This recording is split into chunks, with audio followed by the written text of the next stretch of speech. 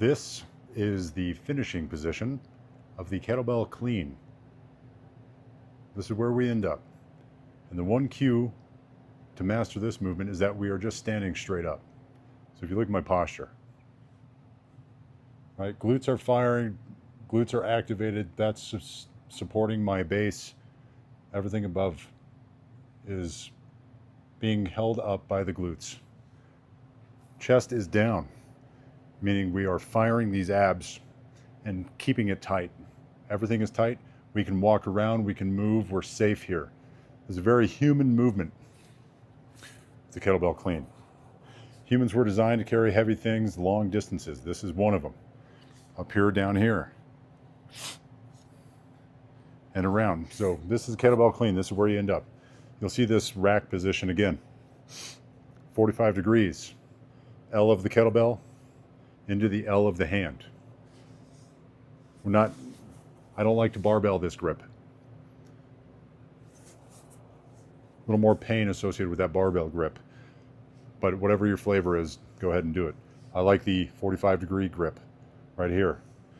3 points of contact in the L of the hand, outside of the hand, on the back of the arm or wrist, depending on how that kettlebell fits your anatomy. So this is the starting position.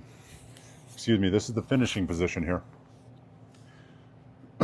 You'll see two things happening simultaneously.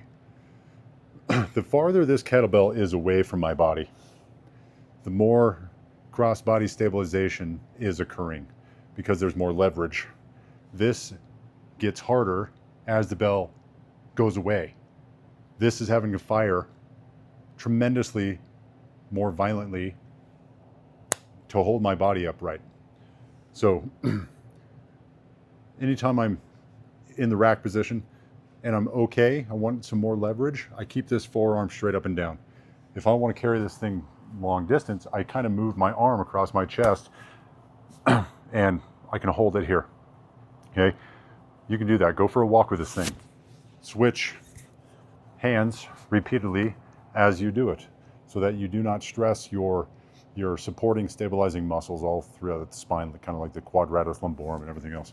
So we're gonna go over the kettlebell clean, and it's a deadlift ending in this position. We're standing straight up. So we'll demonstrate here. So stand right above the kettlebell, somewhere inside of your feet, shoulder width apart-ish. You can do whatever you want, depending on the circumstances, right? There is no right or wrong way, as long as you move properly through the movement. So I like shoulder width apart, stand over the kettlebell, grab the handle, and you'll see this again. Look at the hinge. The most powerful human movement you can create is the hinge. We're just gonna grab the bell, come up underneath it, and you finish right here, effortlessly. Show you again here. Shoot those hips back, get the load on the glutes, start bending the knees, reach down. We've got a straight spine. We are bracing through our core. And notice how I like to grab the kettlebell over towards the L where I'm about to put the L of my hand. Over there. Load up the hamstrings and the glutes, come back down, pack the shoulder in, brace, breathe into it, come up underneath, and you end in this 45-degree position. Again, we're just picking things up off the floor. That's about as human of a movement as you can get. We're just picking things up. So just watch the anatomy here, my anatomy. Look at the biomechanics, look at the angles that I'm creating in my ankles and my knees and my hips. How much flexion I have in my spine, how much am I rounding it? Look at the shoulder when I grab the weight. Before I go to pick it up, I'm bringing that shoulder back, and that's called packing the shoulder. That's going to keep us safe and rigid. That becomes especially important when you start increasing weights. Lifting heavier weights, you need to create that rigidity. Brace, keep it safe, keep it simple. So again, load up the glutes, hips back, bend down, brace, pack the shoulder in, and explode. And look, I'm not arching. I'm standing straight up. Nothing fancy. And I come up underneath. Okay? Now, when practicing this, the hardest part of this movement is finding this ending position right here. It is so natural to go to this barbell position. Work through it. What I recommend here, use 2 hands. Use the other hand to get it into position. Build this muscle memory, build this sensation, build this proprioception, all those big fancy words of like knowing where the weight is in your body. Get it there. Every time you pick it up, move it into place if it's wrong, and then put it down. Here's a bad one. I move it into place. Make it correct, and then put it down. And then over time, what that does is that through the repetitions, you acquire data and you get that feedback, and then you will do it automatically. You don't have to think about it. It's unconscious competence, right? If you're new learning kettlebells, they're simple, but they're not easy. They're simple movements. I'm simply just picking up a weight from the ground and standing up. How hard can it be? It's not hard, it's simple. But to do it properly, safely, and I'm not going to preach safety as much as the way the human body is designed, right? There's a way to move the body the way it was designed to be the most efficient and the most powerful. And that's what we're going for. The most efficient and powerful way of moving this bell around our body. Okay? So let's go over this again. Let's go over all the parts to this movement. Stand above the bell, shoulder width apart. Before I start reaching for the bell, I'm going to shoot those hips back, load up the glutes, shift those knees to the outside, create that torque in the hip socket by trying to rotate those feet outside like this, but we're not moving them. We're screwing them into the ground. We're anchoring. Go back, load up the glutes. When you run out of hamstring length and the hamstrings get tight, bend your knees, squat down. And once you reach the bell, that's good, okay?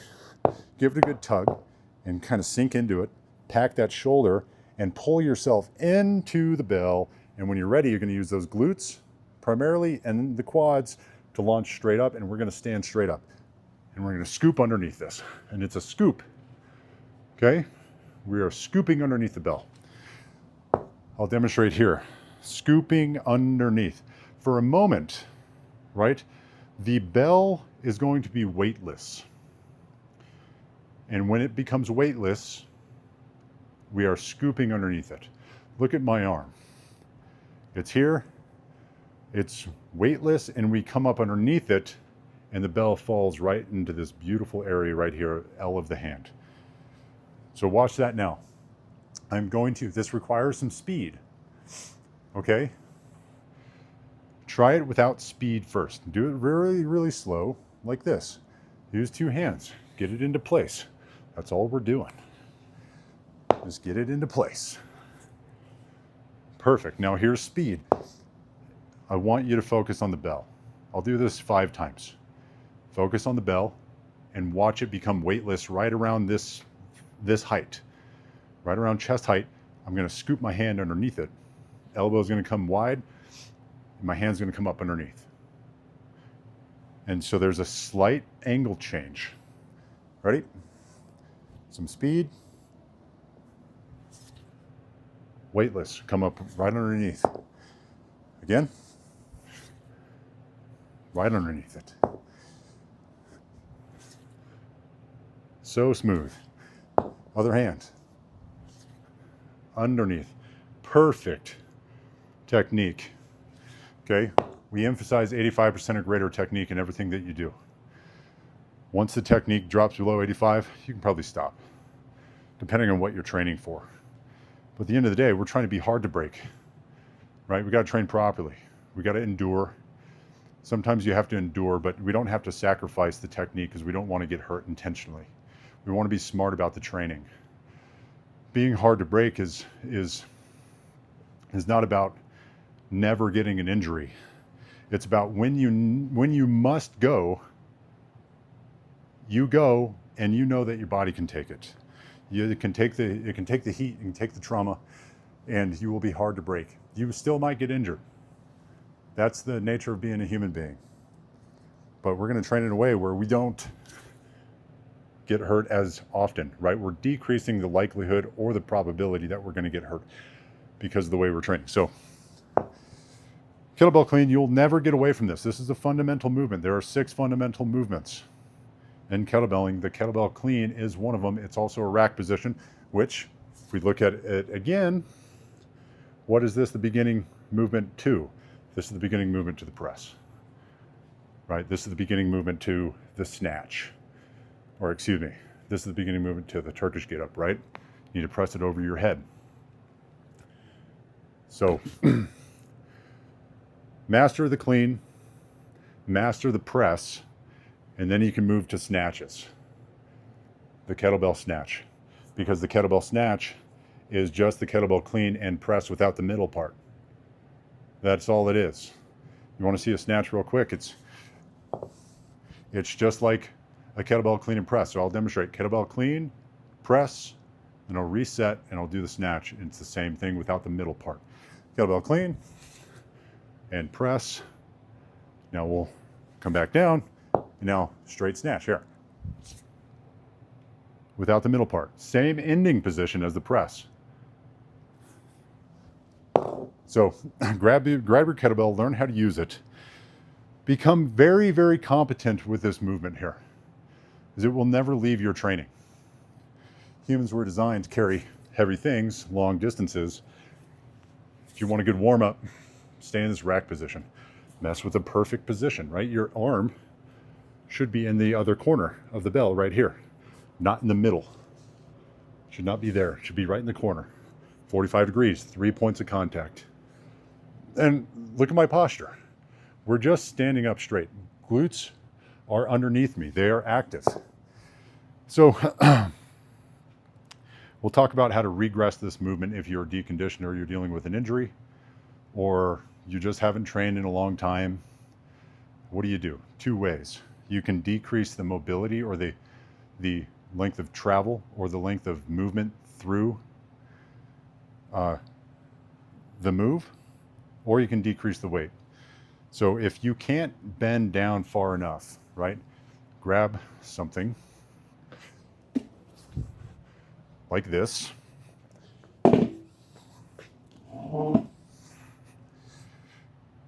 Decrease or increase the height of the kettlebell so you don't have to move it, okay? Use 2 hands, come up underneath, and you're here, standing straight up, glutes are locked, engaged underneath you.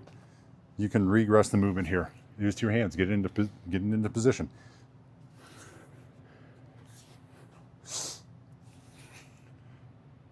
Perfect. Now, this is a 16 kilogram kettlebell. It's 35 pounds. This might be too heavy for you. This might be too light for you.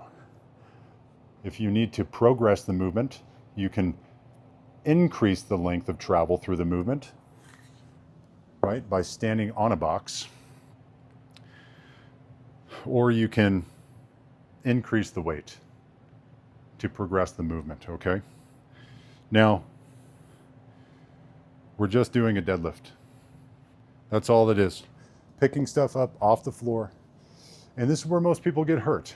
This is where a lot of people get hurt in life. They don't know how to move their body, get it into position safely, and not hurt themselves. And look at the biomechanics again, okay? The hinging, it's a hinge. It's a hip hinge. We're not bending at the spine here. Don't do this. Don't do this. Because that's not how the body is designed to move efficiently or most powerfully. Hinge at the hips first. That's where the power lies.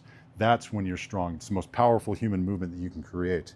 And you'll see that theme in kettlebells, that there's a lot of hip hinge. This is all we're doing, right? If you have knee pain, keep those hips back more, okay? Try to keep this tibia straight up and down if you have knee pain. If you don't have knee pain, shift the weight onto your toes and get more knee bend. You can squat down as far as you want to, right? You can come way down here, but get over that bell, create tension in the body, load up the glutes, pack that shoulder, and explode and come right up underneath it. There's going to be a scoop here. If you're new to this, you're going to be unconsciously incompetent, meaning you don't know that you suck. It's a skill, just like anything else. And anytime we learn a new skill, we suck at it, okay? And then you'll go to conscious incompetence. You know that you suck. And then you'll go to conscious competence. You know that you're getting better. And then once you become so good, you'll move to unconscious competence where you don't even have to think about it, okay? But how do we get there? We get there by doing hundreds and thousands of reps, okay? So don't be afraid of it.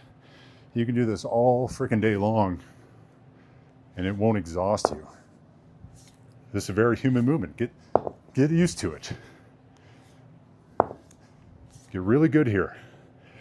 And the great thing about kettlebells is that I don't need to overemphasize the technique too much when you're just holding it, because the body's going to fire how it naturally fires to prevent you from falling over. Because of the cross-body stabilization, right? I emphasize that a lot. Cross-body stabilization. What does that mean? It's asymmetrical.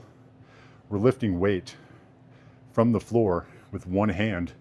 It's non-symmetrical loading, which that's the gap in barbell training, in gym culture stuff, is that everything's symmetrical unless you make it non-symmetrical.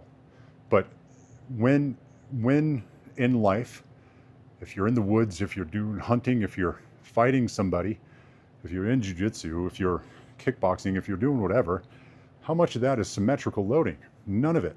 None of it all. Cross-body, I got weight on one side of my body.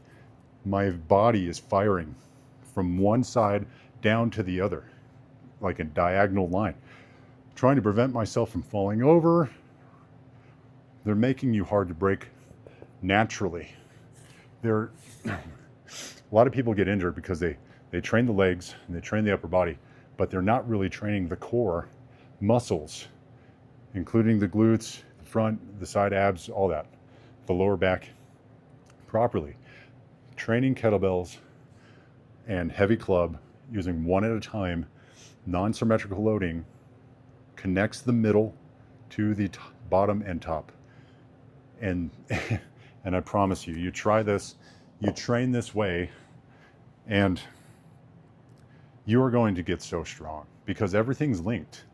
Everything is working together. Everything is linked. Everything is strong. And it improves so many other things in your life. Everything else kind of gets easier with kettlebell. There's a term for this in the kettlebell community. It's called the what the hell effect. Something improves in your life, the way you play with your kids, if you go for a run, if you're trying to go for a hike, or you do martial arts, you do jiu-jitsu, you do Muay Thai, you're walking better. It's what the hell? What the hell are these kettlebells doing to me? That it's almost like magic, right? Kettlebells are magic. So that's a kettlebell clean. Picking things up off the floor, up to this position, which is the rack position, and we're just standing up straight. We're not arching. Never are we arching, even in the press. Standing straight up. We're just being a human. Okay? Learn to live with this weight. Swing it around. Build a relationship with it. That's the only way you're going to get familiar with it and make it one with you. Remember, move that kettlebell around your body. We're not moving our body around the kettlebell. Grab a kettlebell, learn how to use it. Be hard to break. Not impossible, just harder.